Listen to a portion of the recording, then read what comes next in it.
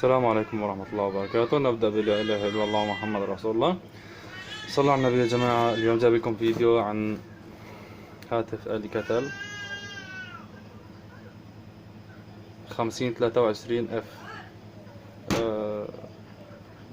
بيشتغله واحد قبلي، بيشتغل بيه صيانة قبلي، بس مخبص بيه كثير طبعا، مو شوي يعني، زيادة عن العادة. مخبص بيه زيادة. شايفين شلون تخبيصه بالايسيات، ايسيات الشاشة وايسيات المعالج. طبعا التخبيص اللي مخبصه الاخ هنا بالمنطقة هاي 1 2 3 4 5. طبعا شباب، رجعنا لكم بعد ما شلنا اللي كان مخربنا الافندي وحاطط شي زارع شي بدالا. راح نرجع الاساسيات. طبعا مو الاساسيات اللي مفكوا من الجوال، راح نرجع نفس الارقام اللي نزلوا على اللي كانوا على الهاتف. التليفون هذا الكتل، قلت كتل 5023 اف. تمام. هلا راح اركبهم وراح ارجع لكم، لانه شغله مطوله بدها طولة بال وبدها دقة وبدها حذر جدا يعني. شايفين انت مو هيك؟ يلا راح اوقف المقطع واركبهم وارجع لكم.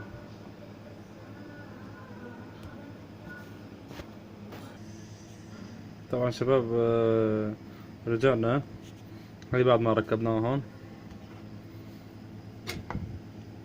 ركبنا 1 2 3 4 5.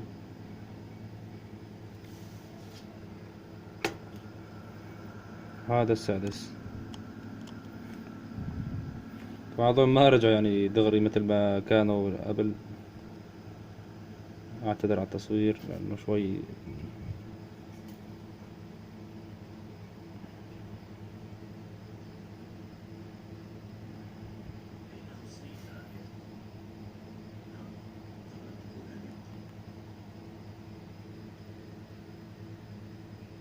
تمام.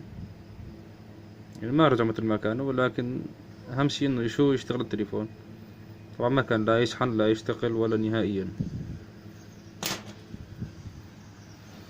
هلا خلينا نجربه.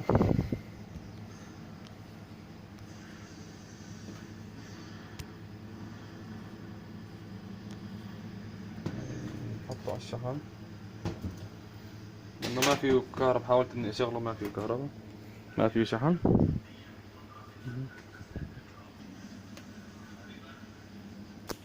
انا اسف، بعتذر. عم اصور بايد واشتغل بالايد الثانية. لاحظوا هون هو بيطلع له اشارة ضوء هون بالزاوية هاي، يطلع له اشارة ضوء هون في حال انه شحن. خليني اثبت الهاتف لحتى اعرف بشتغل.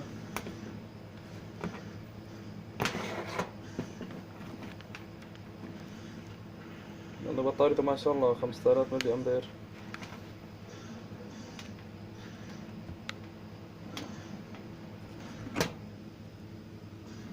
هاي مثل ما انكم ملاحظين اشتغل الضوء. شايفينه مو هيك؟ هذا الضوء الأبيض.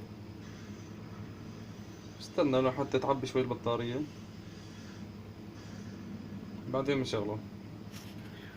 ولحد هون يعطيكم العافية، والسلام عليكم ورحمة الله وبركاته. كان معكم أبو زيد ابن دير حافر، زي دبليو.